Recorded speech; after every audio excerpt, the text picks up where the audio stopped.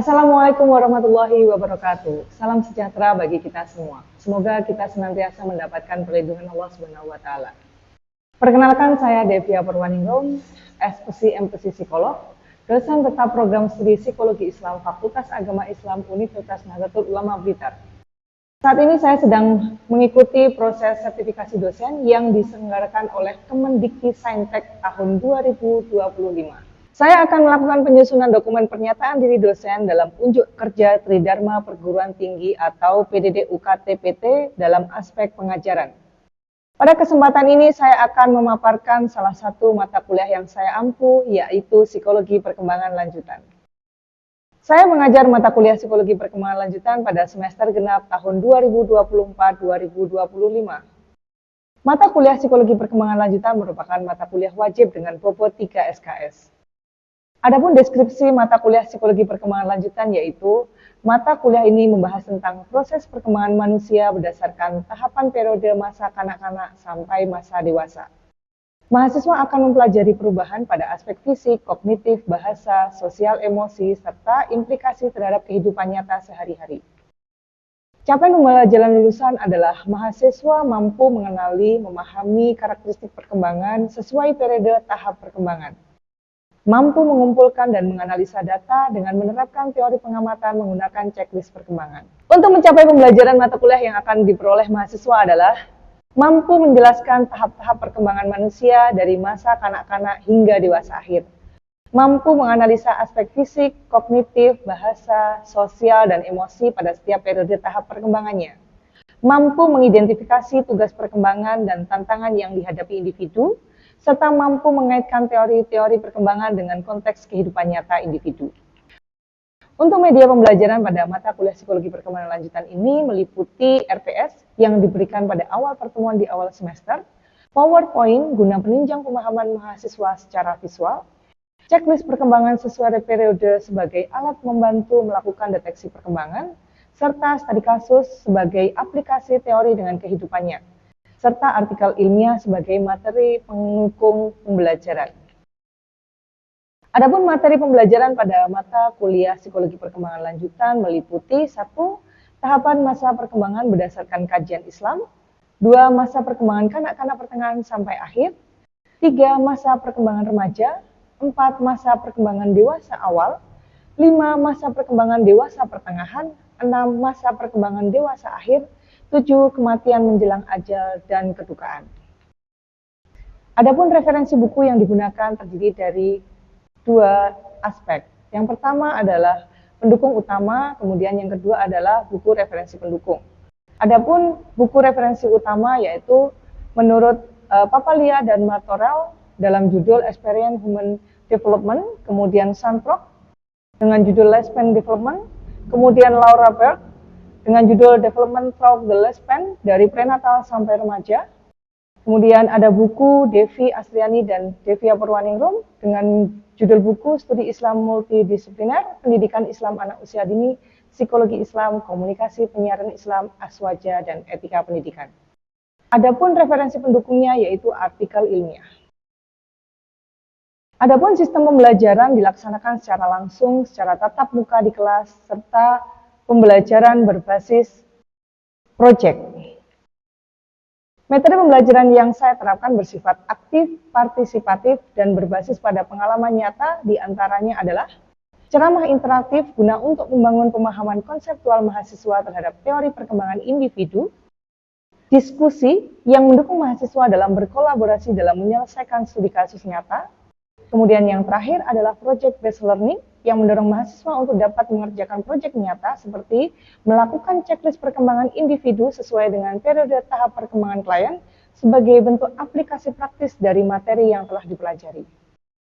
Adapun penilaian dalam mata kuliah Psikologi Perkembangan meliputi 5 aspek utama, yaitu keaktifan kelas dengan bobot sebesar 10%, tugas kelompok dengan bobot sebesar 20%, presentasi proyek dengan bobot sebesar 20%, UTS dengan bobot sebesar 25%, UAS dengan bobot sebesar 25%.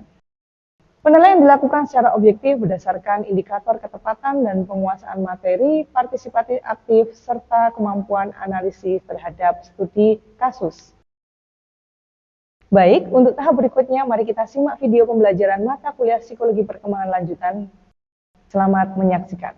Assalamualaikum warahmatullahi wabarakatuh.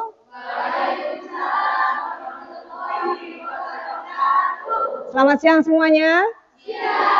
Bagaimana kabarnya hari ini? Sehat. Sudah pada makan siang? Alhamdulillah gitu ya. Jadi takutnya kalau nggak makan siang nanti kurang konsentrasi ini ya. Karena jamnya sudah siang nih. Tapi insya Allah untuk perkembangan, psikologi perkembangan lanjutan biasanya pada semangat semua karena hari ini temanya ciamik gitu ya. Temanya hari ini adalah masa perkembangan dewasa awal. Tapi sebelum masuk ke dalam materi hari ini, mari kita berdoa terlebih dahulu. Berdoa dimulai. Selesai.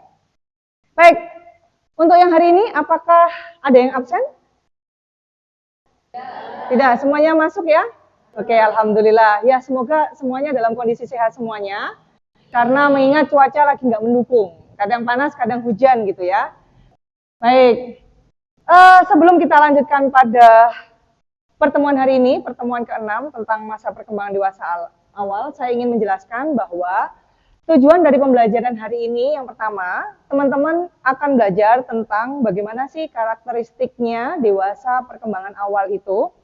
Mulai dari fisiknya, kognitifnya, bahasa, sosial, dan emosinya. Kemudian yang kedua, menganalisa permasalahan dan tantangan yang dihadapi individu, nanti akan saya sajikan, paparkan terkait dengan studi kasus, begitu ya. Selanjutnya yang terakhir adalah merefleksikan dinamika kehidupan dewasa awal dalam konteks pribadi dan sosial. Ngomong-ngomong soal dewasa awal, kalian sudah ada di usia dewasa awal? Sudah, oke. Baik, tapi sebelum sampai ke materi intinya, saya ingin melakukan review materi di sebelumnya, yakni tentang teori atau masa perkembangan kanak-kanak akhir, gitu ya.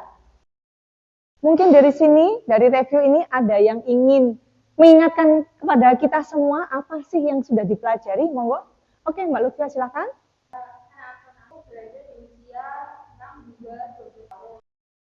Oke, 6 sampai 12.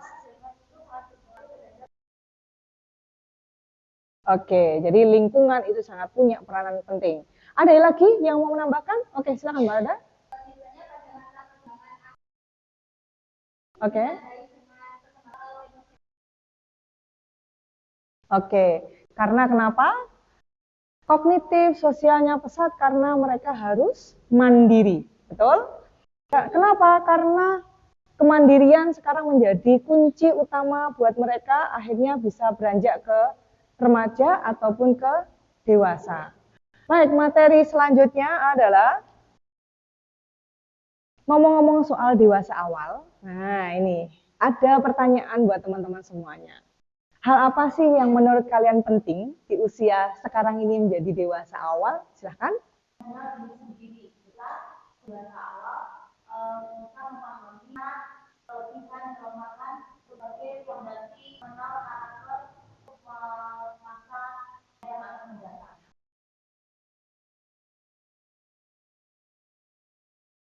Oke, mengenali diri terutama di bagian potensinya. Oke, selanjutnya ada lagi? Silakan Mbak Leni.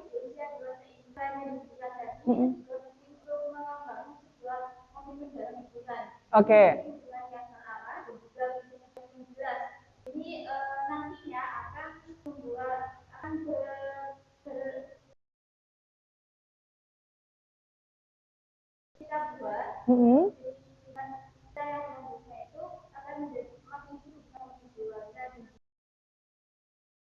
Oke, jadi mulai menggali komitmen untuk apa sih tujuan akhirnya adalah berkeluarga. Seperti sunnah Rasul ya, berkeluarga begitu.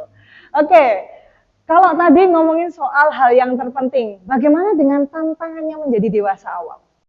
Mungkin ada yang mau menjawab? Oke, silakan Mbak.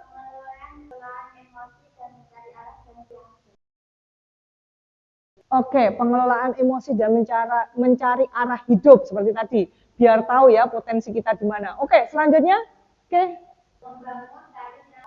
Oke.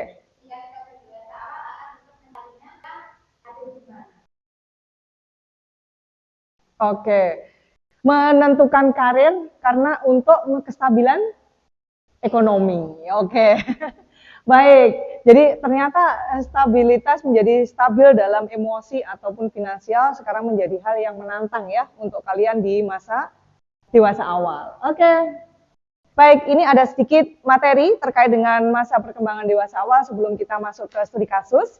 Yang pertama, dibilang tentang masa perkembangan dewasa berarti usianya ada di usia 20 sampai 40. Ya, kalian masih awal banget atau sudah pertengahan nih? Awal banget ya gitu ya. Baik, di mana itu merupakan sebuah perubahan atau transisi dari masa remaja ke tanggung jawab menjadi dewasa yang mana tidak hanya sekadar aspek pekerjaan, identitas, tapi juga dengan hubungan. Itu yang teman-teman perlu garis bawahi. Di fase itu memang harus menjalani itu gitu ya. Selanjutnya, ciri umum terkait dengan dewasa awal yang pertama adalah puncak kesehatan fisik dan kemampuan kognitif, kemandirian emosi dan juga ekonomi. Selanjutnya adalah pengambilan keputusan besar dalam hidup, baik dalam pernikahan, karir, ataupun mau memutuskan untuk mengambil pendidikan lanjutan. Yang terakhir adalah menyesuaikan sosial dengan berbagai peran. Nah, untuk penjabarannya adalah sebagai berikut. Jadi, perkembangan fisik yang pertama itu adalah fungsi organ berada pada puncaknya. Ingat ketika kita belajar awal terkait dengan pertumbuhan dan perkembangan, bahwa hidup kita itu seperti kurva. Alur perkembangan hidup itu seperti kurva, di mana posisi dewasa awal itu sekarang ada di puncak kurva. Maka di sana disebutkan bahwa puncak fisik itu juga berada di sana. Ingat, teman-teman memang berada di puncak, tapi selanjutnya ada penurunan secara biologisnya. Makanya kenapa olahraga itu ayo bergerak begitu ya. Tidak hanya menjadi kaum rebahan begitu. Iya, jadi sekarang ada program di mana paling tidak 30 menit untuk bergerak gitu. Kemudian selanjutnya adalah awal tanda-tanda penuaan biologis mulai muncul di akhir periode. Jadi nanti ketika kalian sudah berada usia 30-40, utamanya di usia 35-40, itu ada yang namanya mulai muncul yang penuaan. Atau bisa dibilang sebagai ciri-ciri mulai mungkin ada keriput gitu ya, sehingga kalian biasanya menggunakan krim anti-aging gitu ya nanti ya. Mungkin ibu-ibu teman dari teman-teman gitu ya, yang ada di usia tersebut, aku beli krim anti-aging gitu ya.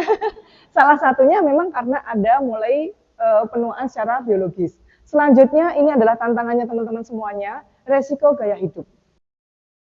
Kita tahu mungkin ya, karena kita pengen punya teman banyak, terkadang kita harus keluar gocek yang banyak. Ya, walaupun secara finansial itu kecil, tapi karena ada tuntutan gaya hidup dan harus bersosialisasi, kita kira mengeluarkan uang nggak? Untuk apa?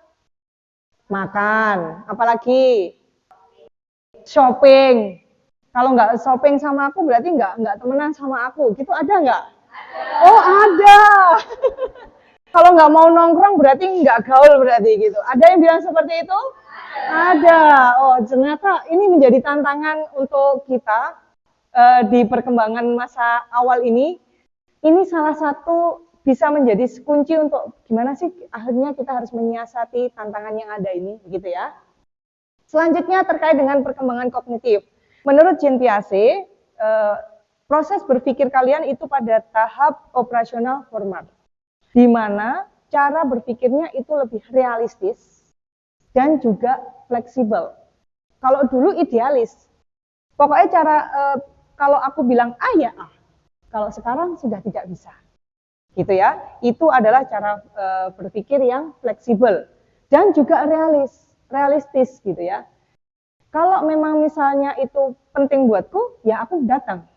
Tapi kalau enggak, ya sudahlah gitu. Itu harus realistis gitu. Kemudian yang berikutnya adalah pengambilan keputusan menjadi lebih kompleks. Kalau dulu pengambilan keputusannya hanya untuk dirinya, tetapi kalau sekarang harus memperhatikan sekitarnya.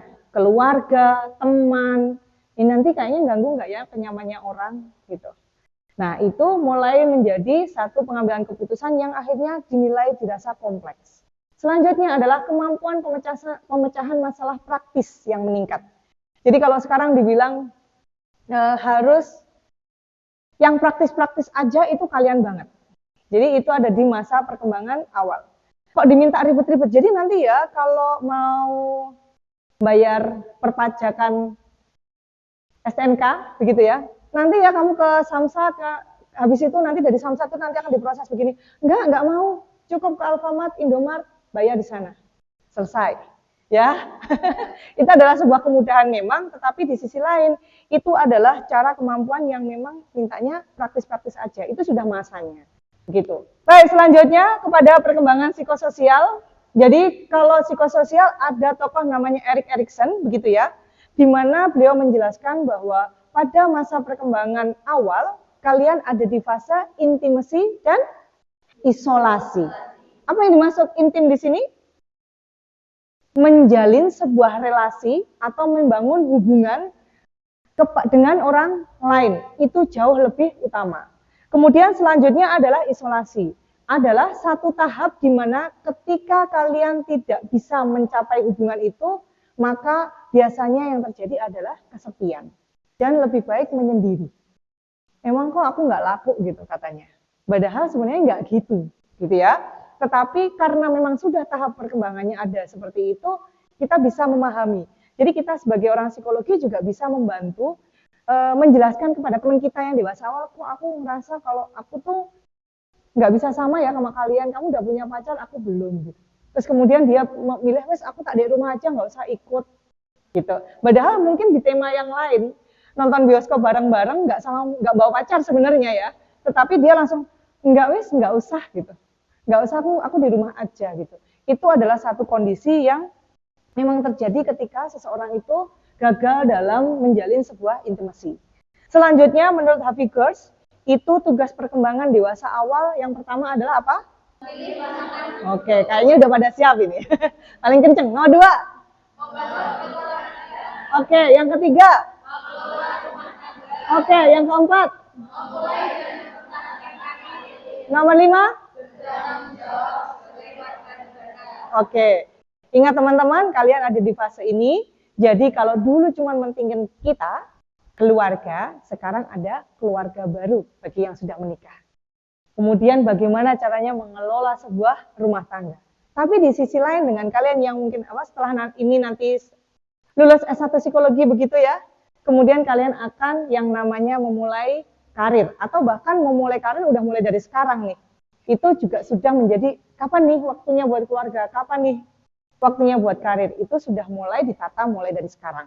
Selanjutnya, peran sebagai warga negara. Jadi tidak hanya sekedar di keluarga, tetangga, lingkungan sekitar, tetapi juga menjadi warga negara. Luas jangkauannya? Luas. Makanya kenapa ilmu psikologi itu punya banyak peran, terutama di diri kita ataupun juga di masyarakat, gitu ya. Berbicara tentang aspek perkembangan, ada juga tantangan secara psikologisnya. Yang pertama adalah mencari identitas dewasa. Tadi udah disampaikan Mbak Ajeng nih gitu. Mencari identitas dewasa sekarang itu lebih ke arah menggali potensi kita jauh menjadi lebih profesional. Gitu. Kalau dulu profesionalnya jepret-jepret foto gitu. Sekarang profesionalnya lebih lagi ditekankan dengan banyak praktek, dengan banyak menerima job. Itu secara tidak langsung mengasah profesional kalian. Makanya teman-teman yang ada di psikologi, yang mungkin ikut komunitas-komunitas di luar, tekuni begitu. Belajar dari sana karena kalian akan menciptakan diri kalian yang lebih profesional. Selanjutnya adalah komitmen hubungan. Ada yang sudah menjalin hubungan di sini? Ada yang sudah, ada yang masih berproses gitu ya. Ya, ini adalah memilih pasangan yang kemudian akhirnya diajak menjadi lebih komitmen, itu menjadi tantangan tersendiri gitu. Urung-urung tengah-tengah wis oyeng, bu gimana ini gitu ya. Kalau curhatan di belakang layar ini ya. Oke, kemudian yang selanjutnya, stres dan keseimbangan hidup. Stres nggak sih menjadi dewasa awal? Iya banget. Bagaimana caranya buat kalian nyimbangin stres yang kalian rasain? Shopping, refreshing, dandan, tidur, jalan-jalan sama teman-teman, apalagi? Apa?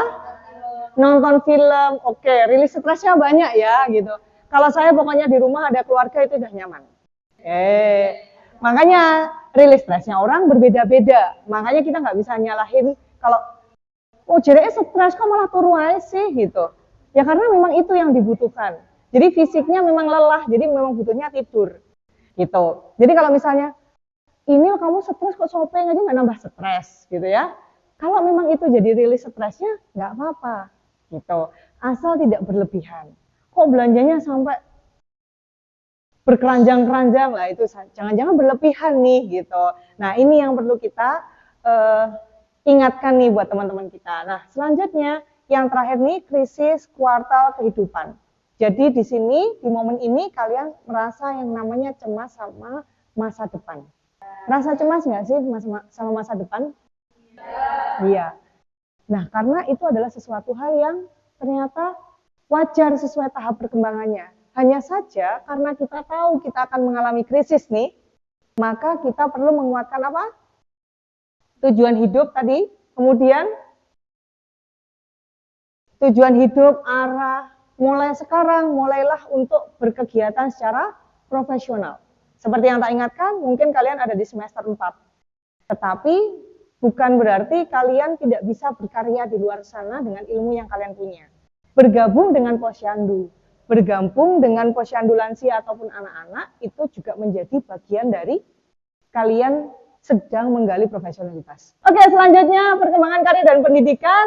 Biasanya itu adalah lanjut pendidikan tinggi, kemudian mencari pekerjaan yang sesuai dengan minatnya, yang terakhir adalah membangun fondasi karirnya.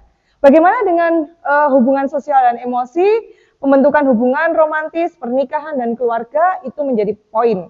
Dan selanjutnya adalah kualitas pertemanan dan jaring sosial yang lebih selektif, ini yang sekarang kita lakukan. Jadi udah nggak milih-milih lagi nih termasuk dengan sembarangan. Terakhir adalah mengembangkan kemampuan empati dan kedewasaan secara emosional.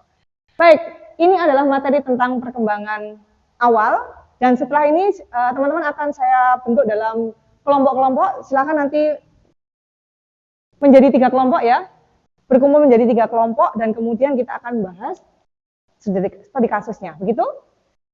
Saya berikan, ini adalah studi kasusnya, nanti bisa dibaca dengan seksama. Selanjutnya, saya akan berikan waktu 30 menit untuk teman-teman melakukan analisa sesuai dengan masa perkembangan dewasa awal. Silakan. Oke, 30 menit sudah selesai. Jadi teman-teman sudah menyiapkan ya jawabannya masing-masing kelompok? Ya, baik. Kita awali dari kelompoknya Mbak Vina. Silakan Mbak Vina untuk menyampaikan analisisnya. Ya baik, jadi izinkan saya untuk menyampaikan hasil analisis studi kasus dari kelompok saya ya Bu. Baik. Yang pertama, apa ciri-ciri masa dewasa awal yang ditunjukkan oleh Dina? Jadi Dina itu berada di usia 27 tahun, di mana itu masuk pada ciri-ciri dewasa awal. Yang kedua, dia mengalami krisis identitas dan juga eksistensial. Dia mulai mempertanyakan tentang identitas dirinya dan juga tujuan hidupnya. Kemudian yang ketiga, dia mulai merasakan quarter life crisis, di mana dia mulai merasakan kebingungan, kecemasan, kemudian juga rasa takut, seperti itu. Kemudian yang kedua, berdasarkan teori Erikson, Dina sedang berada di tahap apa? Jelaskan konflik yang dihadapi. Berdasarkan dari teori Erik Erikson, Dina ini berada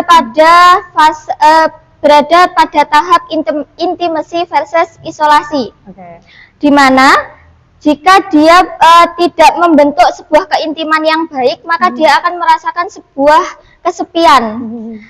Kemudian dia akhirnya merasa terisolasi, seperti itu.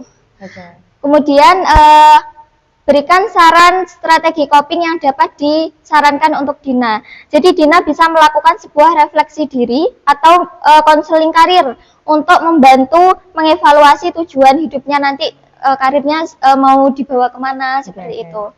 Kemudian bisa juga untuk terapi psikologis atau konseling individual untuk mengatasi yang kecemasannya itu tadi. Kemudian juga mengembangkan coping skill seperti mindfulness, dia fokus pada tujuan dia hari ini tanpa menyalahkan yang kemarin-kemarin. Kemudian juga journaling atau dia mungkin bisa menulis seperti diary seperti itu untuk mengungkapkan unek-uneknya dia. Kemudian juga dia bisa mengembangkan hobinya. Oke. Seperti itu. Oke, terima kasih Mbak Vina atas Baik. jawabannya. Yes. Silakan kembali ke tempat Terima duduk. kasih. Ya, tepuk tangan untuk Mbak Vina. Dari sini kita tadi dari pemaparannya Mbak Vina, teman-teman bisa belajar. Salah satunya terkait dengan strategi copingnya tadi, ya. Selain bagaimana cara melakukan analisa, kemudian teman-teman juga bisa mencontoh terkait dengan strategi coping yang bisa digunakan. Siapa tahu juga bisa buat diri kita sebagai dewasa awal. Baik, terima kasih atas respon dan partisipasi dari teman-teman 3 kelompok untuk menjawab hasil analisa studi kasusnya. Untuk materi yang terakhir terkait dengan refleksi materi, oke. Kira-kira dari materi hari ini apa yang bisa teman-teman ambil? Ada yang mau menyampaikan? Oke, silakan Mbak Iba. Jadi dari materi yang tadi disampaikan Ibu dan teman-teman, dewasa awal itu dimulai dari umur 20 sampai 40 tahun. Oke. Di mana terjadi transisi antara remaja ke dewasa awal. Nah, kita itu bisa membedakan mana yang baik dan buruk, terus bisa menyelesaikan masalah, terus bisa meregulasi emosi ya. Oke, karena itu adalah kunci. Baik, terima kasih atas refleksi materi hari ini. Nah, ini ada quote buat kita sebagai dewasa perkembangan awal nih ya, gitu. Apa itu refleksi quote-nya hari ini? Menjadi dewasa itu adalah fase hidup. Namun menjadi dewasa yang produktif dan berkarya itu pilihan. Oke? Baik, untuk materi hari ini saya menggunakan 3 referensi ini, mulai dari buku Santrop, Papalia, dan Erikson. Jadi, untuk pertemuan minggu depan, ya silahkan teman-teman membaca di buku-buku yang sudah saya referensikan, begitu, dengan tema materi masa perkembangan dewasa pertengahan. Kalau sekarang dewasa awal 40 selesai, berarti bagaimana kita mempersiapkan masa usia 40 kita sampai 60 begitu ya, melalui perkuliahan minggu depan. Begitu? Ya. Oke, terima kasih untuk pertemuan hari ini. Mari kita tutup dengan baca hamdalah. Alhamdulillah. Assalamualaikum warahmatullahi wabarakatuh. Waalaikumsalam warahmatullahi wabarakatuh. Terima kasih teman-teman atas waktunya hari ini. Sampai kita berjumpa minggu depan. Sekian video rekaman pembelajaran dalam mata kuliah Psikologi Perkembangan Lanjutan pada program studi Psikologi Islam, Fakultas Agama Islam, Universitas Nahdlatul Ulama Blitar. Video ini digunakan sebagai salah satu syarat penyusunan dokumen pernyataan diri dosen dalam unjuk kerja Tridharma Perguruan Tinggi atau PDD UKT-PT. Saya ucapkan terima kasih kepada tim penilai dan panitia sertifikasi dosen tahun 2025. Terima kasih pada teman sejawat dosen dan rekan mahasiswa Prodi Psikologi Islam Fakultas Agama Islam Universitas Nahdlatul Ulama Blitar. Semoga video rekaman pembelajaran ini menjadi pertimbangan baik dalam proses pengajuan sertifikasi dosen tahun 2025. Terima kasih. Wassalamualaikum warahmatullahi wabarakatuh.